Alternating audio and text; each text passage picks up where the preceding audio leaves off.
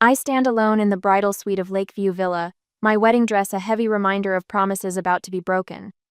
The grandfather clock in the hallway chimes 3 times, each toll piercing the fragile hope I've clung to all morning. Outside the carved oak door, whispers grow louder then fade, like waves of concern washing against my sanctuary. My phone grows slick in my palm as I check it for the 100th time. No calls. No texts. Just my own desperate messages to Nathan filling the screen. Where are you? Please call me. Everyone is waiting. Is everything okay? The last message sent 3 hours ago hangs unanswered, a digital testimony to my abandonment. 2 weeks ago, Nathan twirled me around our Boston apartment, his laughter bouncing off the walls as we practiced our first dance. The autumn sun streamed through our windows, casting golden light across his face as he dipped me dramatically. "You're going to make the most beautiful bride," he had whispered, his blue eyes crinkling at the corners. "2 more weeks, Dr. Brenner, and you'll be stuck with me forever." I remember the warmth that flooded my chest, the certainty that despite the chaos of my medical residency and his demanding business, we had found our center in each other. Last Tuesday, my fellow residents surprised me with cupcakes and champagne in the hospital break room. Dr. Winters, my supervisor, raised her plastic cup with uncharacteristic sentimentality. "To Callie," she toasted, "who somehow manages to be the most compassionate doctor on our floor while planning what I'm sure will be the wedding of the century." I blushed, uncomfortable with the attention but touched by their support. That night, Nathan had called while I was still at the hospital, his voice light but distracted. "Just one last business meeting tomorrow morning, then I'm all yours for the wedding weekend," he promised. "The investors are finally ready to commit. This could change everything for us, Cal." I smiled into the phone, picturing the eager way his hands always moved when he talked about his medical technology startup. "Go knock them dead. I'll see you at the lake house Thursday night." That was the last normal conversation we had. 3 days of silence followed, each hour stretching my nerves tighter until they threatened to snap. "Cold feet," my bridesmaids suggested yesterday, their voices too bright, too reassuring. Men always panic before the big day. But Nathan wasn't just any man, and this wasn't just nerves. Something had shifted. Something fundamental had broken loose and drifted away when I wasn't looking. My sister Delia's absence gnawed at me almost as much as Nathan's. Each time I called her, I reached voicemail or received hurried texts. "In a meeting, call you right back." But she never did. This morning, the wedding planner's concerned glances spoke volumes as she helped button me into my dress. "I'm sure he's just running late," she said, checking her watch for the 4th time. "Traffic from Boston can be unpredictable." But her eyes told a different story. A soft knock breaks my reverie. My father's weathered face appears in the doorway, his formal suit making him look older, more fragile. In all my years, I've never seen him look so uncertain. "Sweetheart," he says, his voice barely audible over the pounding of my heart. He crosses the room and takes my trembling hands in his. The roughness of his palms grounds me, reminds me of the little girl who once believed her daddy could fix anything. His eyes meet mine, deep pools of regret and fierce protection. "I think we need to tell everyone to go home." The words hover between us, transforming what was meant to be from what is. I swallow hard, tasting the salt of tears I don't remember shedding. He's not coming.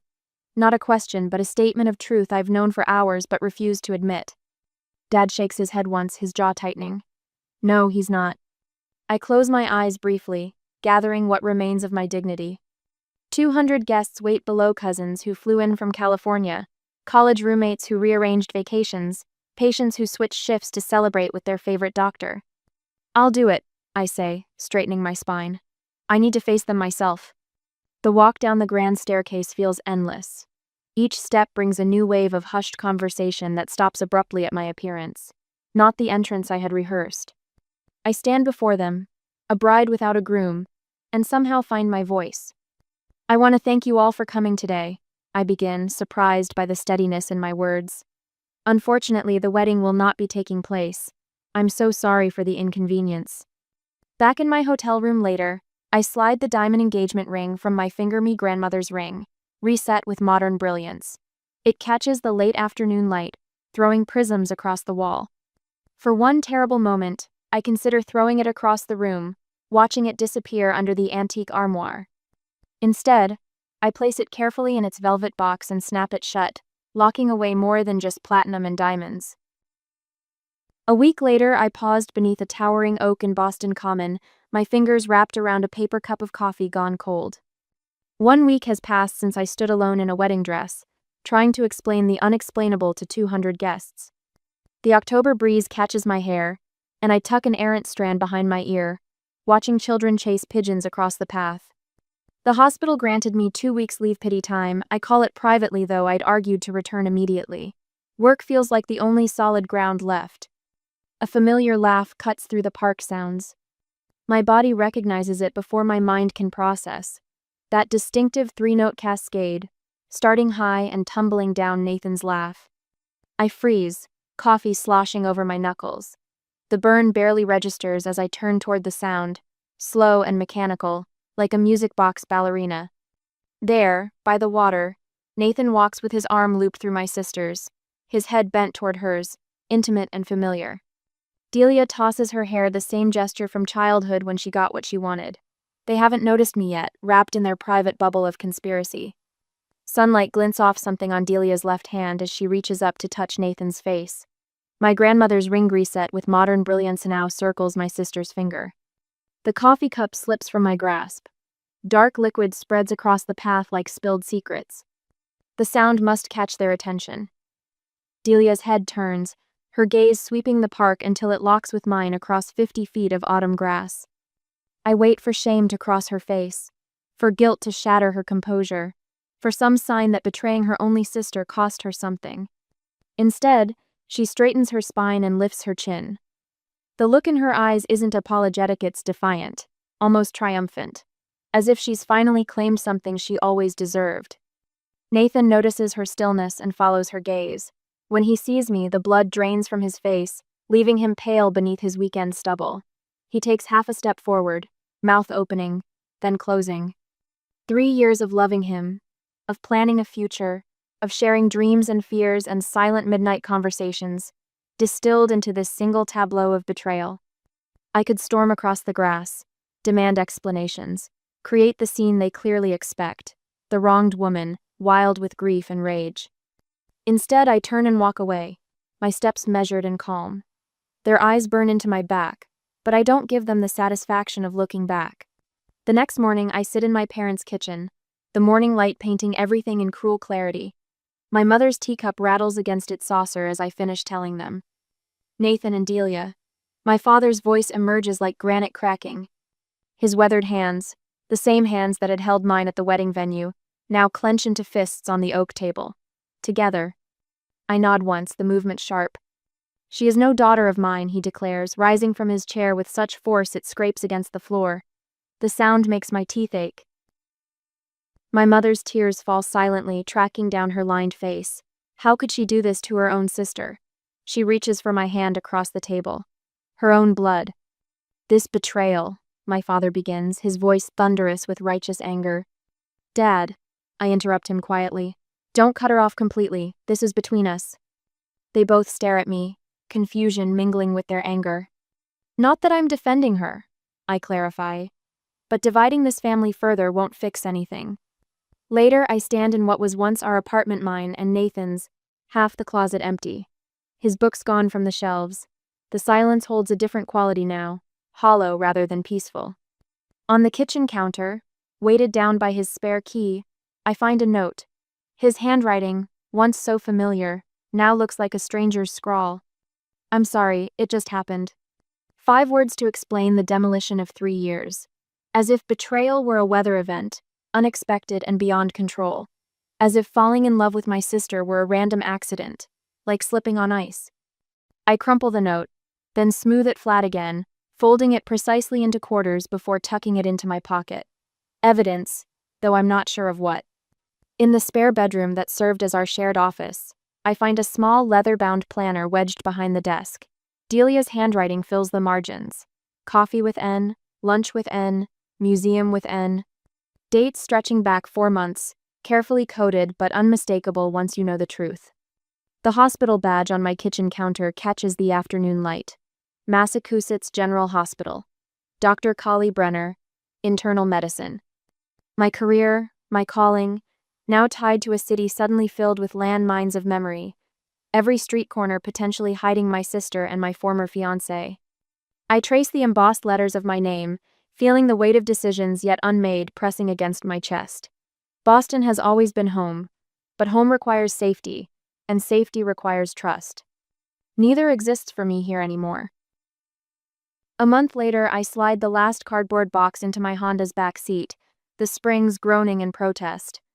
3 years of medical residency and years with Nathan all packed into a vehicle that's seen better days. My fingers linger on the worn upholstery, finding comfort in its familiar texture. That's the last one, I tell myself, my voice sounding foreign in the empty Boston apartment. The morning sunlight catches dust motes swirling through the room that once held our future. 2 weeks ago, I sat across from Dr. Winters in her office, watching concern crease her forehead as I explained my request for transfer. Trinity Care in Oregon? She removed her reading glasses, rubbing the indentation on her nose. Callie, you're on track for chief resident next year. This is unexpected. I straightened my spine, the way I did when delivering difficult news to patients. It's a rural healthcare position. They need someone with my training. She studied me, seeing past my practiced composure. The hospital grapevine had spread news of my wedding disaster with ruthless efficiency. Sometimes starting over is the bravest choice we make, she said finally, her pen hovering over my transfer request. But are you certain? Boston Memorial has invested in you. We see your potential. My fingers twisted the bare spot where my engagement ring once sat. I'm certain.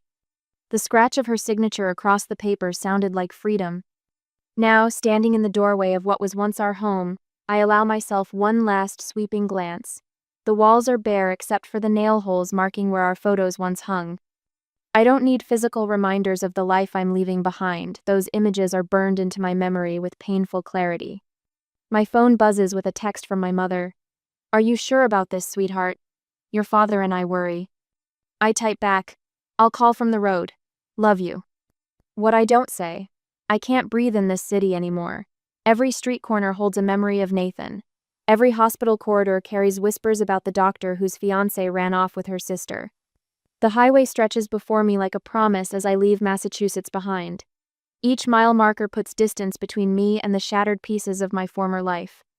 I roll down the windows, letting the wind whip through my hair, carrying away the scent of antiseptic and betrayal. By Nebraska, I find myself singing along to the radio for the first time in months.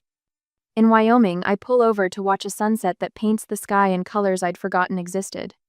Montana brings a thunderstorm that matches the turbulence inside, malevolent cleansing necessary. When I finally cross into Oregon 7 days later, exhaustion and anticipation war within me. The landscape transforms from flat expanses to rolling hills dotted with pines. Wren Hill appears around a bend in the road, small, unassuming, perfect. My cabin sits at the edge of town, partially hidden by towering evergreens. The real estate agent called it rustic charm. Translation: weathered wooden siding that needs fresh paint and a porch that tilts slightly to the left. But when I turn the key in the lock, something settles in my chest. The rooms are small but filled with late afternoon light. The kitchen cabinets hang crooked, but the pine floors feel solid beneath my feet. No ghosts here, no memories, just possibility. Dr. Brenner! A voice calls from the gravel driveway the next morning as I unload boxes from my car. Dr. Patricia Morgan stands with her hands on her hips, her silver hair cut in a practical bob. As Trinity Care's director, she'd interviewed me via video call, her no-nonsense questions paired with unexpected kindness. I thought you might need this. She holds up a basket covered with a checkered cloth. Welcome breakfast. Nobody should face unpacking on an empty stomach. She doesn't ask about Boston or Nathan or why a promising doctor would choose tiny Wren Hill over a prestigious residency. Instead, she helps me carry in boxes, commenting on the cabin's good bones and pointing out which floorboards creak. Over coffee and still warm muffins, she outlines my first week. We're short-staffed, so you'll hit the ground running. Hope that's okay. It's exactly what I need, I say and mean it. Later, I walk Wren Hill's main street, all 4 blocks of it. No one turns to stare. No one whispers behind their hands. The anonymity wraps around me like a blanket. I pass a hardware store, a diner, a small library, a bookshop with a local history display in the window. A coffee shop where the barista calls everyone hone, regardless of age. At Trinity Care, my office is small but bright.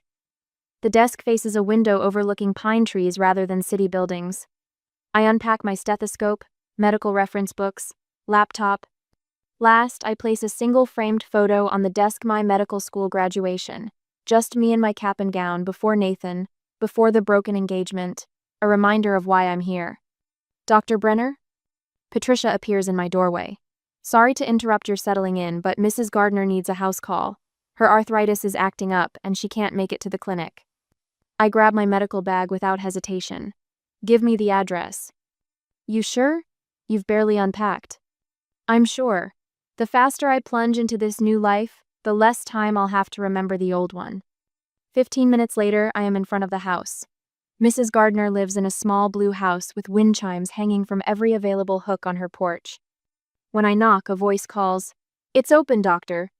She sits in a worn armchair, her hands twisted with arthritis, her eyes sharp with intelligence. "You're the new one," she says, assessing me. "From the big city." "Boston," I confirm, kneeling beside her to take her blood pressure. "Running from something or towards something?" she asks, wincing as I gently examine her swollen joints. The question catches me off guard. "Both, I suppose." She nods, satisfied. "Good answer. Single direction never gets you anywhere worth going." She fixes me with a penetrating stare. "My Albert passed 3 years ago. Married 57 years. Some folks around here still treat me like I might shatter." I adjust her medication, explaining the changes as I write them down in large, clear letters. "You don't strike me as the shattering type, Mrs. Gardner." Her laugh fills the small living room.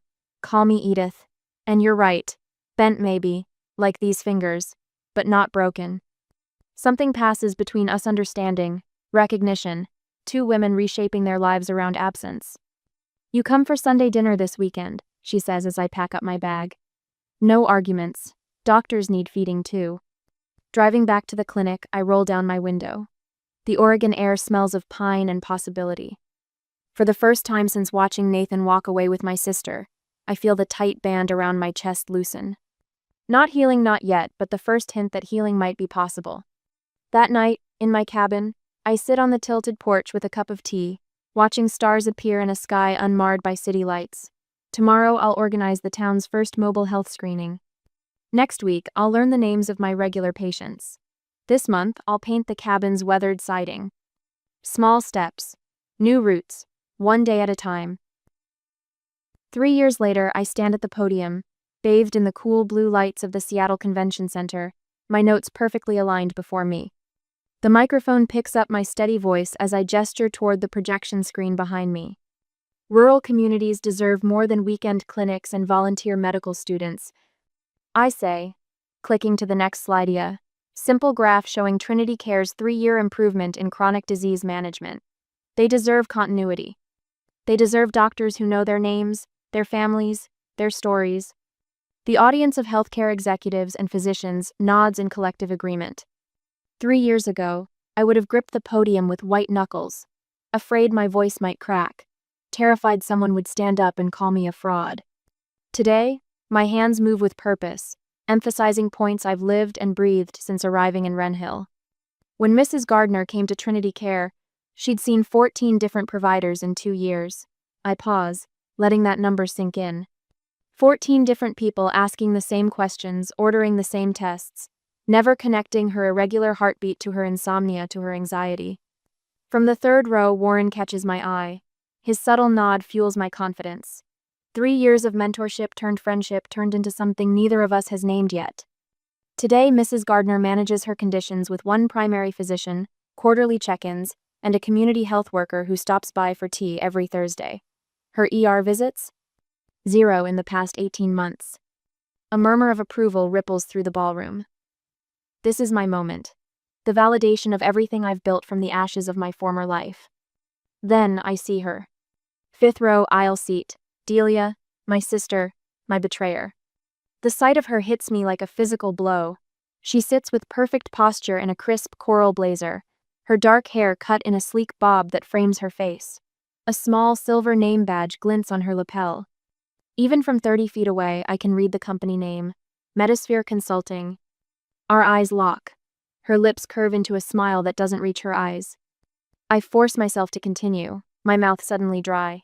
The cost savings from preventive care. My voice falters for a fraction of a second, but I recover. The cost savings from preventative care versus emergency intervention pays for our program 3 times over. Warren shifts in his seat, his attention now divided between me and the unwelcome visitor he's spotted. His shoulders tense as he makes the connection. I click through the remaining slides, highlighting Trinity Care's community partnerships, our telehealth integration, our medication adherence rates. The data speaks for itself, a testament to work that saved me when I most needed saving. Thank you for your attention, I conclude. I welcome your questions. Hands rise throughout the audience. The moderator calls on a hospital administrator from Minnesota, then a physician researcher from Johns Hopkins. Their questions are thoughtful, their interest genuine. Then the moderator points to the 5th row. Yes, the woman in coral. Delia stands, smoothing her skirt. Delia Sutton, healthcare media consultant with Metasphere. She omits our shared maiden name, but several heads turn between us, the resemblance unmistakable. Whispers flutter through the crowd.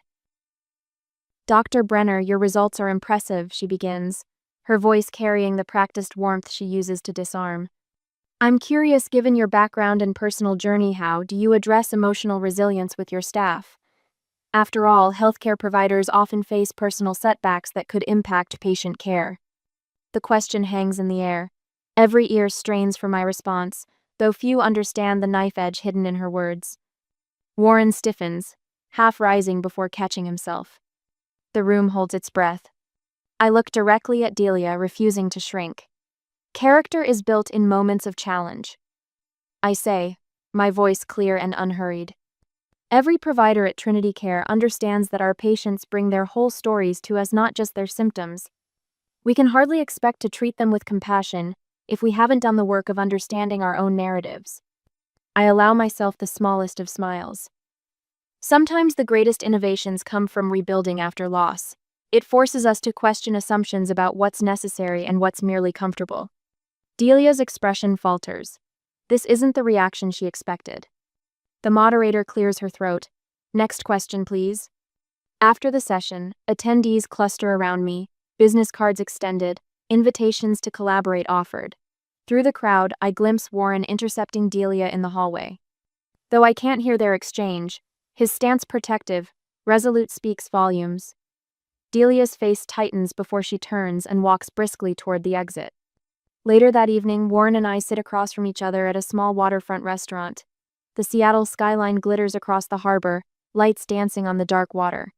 Conference director pulled me aside, Warren says, breaking a piece of sourdough. Said they've never seen such a graceful handling of an obvious ambush. I take a sip of wine.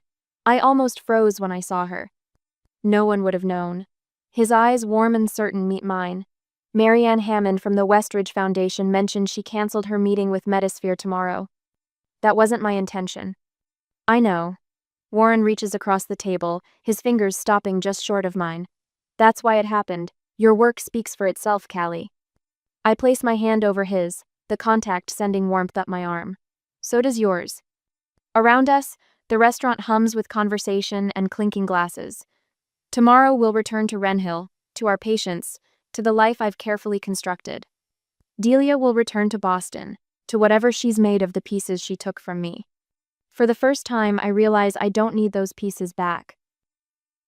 3 years later, I stand at the window of my childhood bedroom, watching early morning light filter through maple branches. The bedroom remains frozen in time debate trophies, medical school acceptance letter framed on the wall, and a photo of Dad teaching me to fish at Lake Winnipesaukee when I was 12. Every surface holds memories that now ache with his absence. Downstairs, the grandfather clock, the one Dad restored the summer before I left for Yale, chimes 7 times. Its familiar tone only emphasizes what's missing. His humming in the kitchen, the rustle of his newspaper, the soft padding of his slippers across hardwood floors. Warren appears in the doorway, already dressed in his dark suit, his presence a steady anchor in this house of ghosts. Your mom made coffee, he says quietly. I nod, smoothing invisible wrinkles from my black dress. I keep looking at his chair in the living room, expecting him to be there. Warren crosses the room and stands beside me, his shoulder touching mine. We've been married 2 years, but in moments like this, I still marvel at how he knows exactly when to speak and when to simply exist alongside my grief. Downstairs, Mom wraps her arms around me, her embrace fierce despite her diminished frame. She smells of the lavender soap Dad always bought her for Christmas. "He was so proud of you, Callie," she whispers against my hair. "Every time your name appeared in a medical journal, he made copies for everyone at his bridge club." I swallow hard against the knot in my throat. I should have visited more. Nonsense. Mom pulls back, her eyes red, rimmed but clear. "You built a life worth living. That's what he wanted most." Warren touches the small of my back as we gather our things. His wedding band catches the light simple platinum, no diamonds, no betrayals. The funeral home sits on Beacon Street, its brick facade somber against a cloudless October sky. We arrive early, greeting the director and reviewing arrangements one final time. The chapel fills gradually with Dad's colleagues, neighbors, and friends from the university, where he taught economics for 30 years. At precisely 11:07 after the service was scheduled to begin, the rear doors swing open. The low murmur of respectful conversation falters. Delia strides in, Nathan one step behind her. My sister wears a designer black dress with an elaborate jeweled collar that catches the light from stained glass windows. Nathan's watch platinum and ostentatious flashes as he helps her remove a fur-trimmed coat. "Subtle as a hurricane," Warren murmurs, his hand finding mine. Delia makes her way through the gathering, stopping to accept condolences with practiced grace. Her performance is flawless, the bereaved daughter returning home, chin tilted at the perfect angle of dignified grief. Nathan hovers awkwardly beside her, clearly uncomfortable as several of Dad's oldest friends stare with undisguised judgment. I focus on greeting Professor Williams, Dad's department chair, when a cloud of expensive perfume announces my sister's approach. "Callie." Delia air kisses near my cheek. Her eyes, so similar to mine in color but nothing else, scan me quickly. "Still on your own, little sister? I worried you might be alone today." Warren steps forward before I can respond, his hand extended. "Dr. Warren Cole, Callie's husband." The ripple of recognition moves through nearby mourners. Dad's closest friends smile knowingly. Delia recovers quickly, but not before I catch the flicker of surprise. 2 years now, isn't it? I'm sorry we couldn't attend the wedding." "No invitation was sent," I say simply. From the corner of my eye, I see Nathan freeze mid-conversation. The color drains from his face as he recognizes Warren, the respected medical researcher who, 4 years ago, rejected Nathan's rushed proposal for investment in his medical technology startup. Warren had seen through the sketchy business model within minutes. "If you'll excuse us," I say. They're ready to begin. The service unfolds with dignified simplicity. When it's time for the eulogy, I approach the podium, feeling the weight of 200 eyes upon me. The paper in my hands remains unread. I know these words by heart. "My father believed that life reveals character through our choices." I begin. Not the easy ones made in daylight with everyone watching, but the hard decisions made in darkness when no one would know the difference. As I speak about Dad's integrity, his dedication to students, his love of classical music, I watch faces in the congregation. Mom nods gently in the front row. Warren's eyes never leave mine, and somewhere in the middle, Delia shifts uncomfortably as several heads turn subtly toward her. "Dad taught me to choose the right people to trust." I continue. "He showed me that true success isn't measured by appearances or possessions, but by the lives you touch and the good you leave behind." After the service, people gather around Mom and me, sharing stories and offering support. I notice how Delia stands increasingly alone, Nathan absorbed in his phone across the room. The power has shifted, not through confrontation but through the quiet testimony of choices made and lives built. At the cemetery, autumn leaves carpet the ground in gold and crimson. I place a single white rose on Dad's casket, his favorite flower from the garden he tended for 40 years. Delia stands awkwardly at the edge of the gathering, her stiletto heels sinking into soft earth, her expensive dress fluttering in the October wind. As we turn to leave, Warren whispers, "Your father would be proud of how you handled today." I look back once. Delia remains by the grave, finally alone with the father whose approval she never stopped seeking but never learned how to earn. In that moment, revenge seems a hollow concept compared to the simple peace of knowing who you are and being exactly where you belong. The mountains of western Oregon rise around us like guardians as Warren's truck winds along the familiar curves toward home. After 2 weeks away, the Douglas firs stand taller in my memory, their evergreen scent filtering through the partially opened window. Warren's hand finds mine across the console, his thumb tracing small circles against my skin. "You okay?" he asks, eyes flicking between me and the road ahead. I turn from the window, studying the lines of his face, the silver threading through his temples that wasn't there when we first met. "Better now," I say, meaning it. Boston feels like another lifetime. The tension that had coiled in my shoulders since my father's funeral begins to unravel with each mile marker we pass. Warren doesn't press for conversation, understanding the quiet space I need to transition between worlds. The radio plays softly Fleetwood Mac, my father's favorite, and I let myself remember him without the overlay of Delia's performance at the funeral, without Nathan's uncomfortable hovering near the back of the church. When we crest the final hill overlooking Wren Hill, the late afternoon sun catches on the river that cuts through the valley. The scattered buildings of our town nestle against the landscape rather than imposing upon it. Our cabin sits on the eastern ridge, its cedar siding weathered to a soft gray. "Look," Warren says softly, nodding toward the driveway. 3 cars are parked beside our porch. Through the kitchen window, I can see movement: Patricia's silver bob, the broad shoulders of Sam from the pharmacy, Eliza's bright scarf as she arranges something on our table. "They didn't have to do that," I whisper, unexpected tears pricking my eyes. Warren squeezes my hand. "That's Wren Hill for you. We take care of our own." Inside, the scent of rosemary chicken and fresh bread wraps around us. Patricia hurries forward, enveloping me in a hug that smells of her lavender perfume. "We figured you wouldn't want to cook tonight," she says, pulling back to examine my face. "You look tired, sweetheart." Sam passes me a glass of wine. "To your dad," he says simply. "Patricia told us he was a good man." I nod, unable to speak for a moment.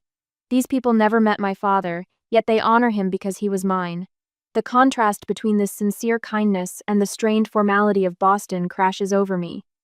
"It feels good to be home," I manage finally, looking at the faces around me, no colleagues, but friends who became family when my own fractured. Later, after everyone leaves, Warren brings in the mail that was collected during our absence. Among the bills and medical journals sits a cream envelope with my mother's handwriting. "She already wrote?" Warren asks, settling beside me on the sofa. The letter is brief. "Nathan's medical technology company has failed investors pulled out after a product safety scandal. Delia has filed for divorce, moved back to their childhood home in Vermont." Warren watches my face as I fold the letter.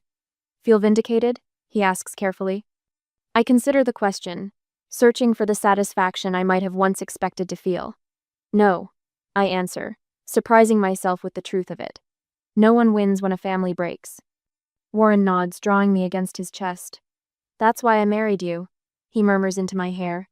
"Your heart makes room for understanding without requiring you to make room for toxicity." Outside our window, the Oregon sunset paints the sky in shades of amber and lavender. Birds call to one another as they settle for the night. This place, this life we've built holds nothing of what I once thought I wanted, yet contains everything I never knew I needed. Trinity Care's rural healthcare model is being adopted in 3 more states. I tell Warren, thinking of the award letter that arrived before we left for the funeral. They want me to head up the regional implementation team. His eyes crinkle at the corners. "Dr. Brenner changing American healthcare from a cabin in Wren Hill. Your father would have loved that story." I rest my head against his shoulder, watching the last light fade beyond our porch. The swing sways gently beneath us, its familiar creak a counterpoint to the evening chorus of crickets and distant owls. "Some people steal what you thought you needed, so you're forced to find what you actually deserve,"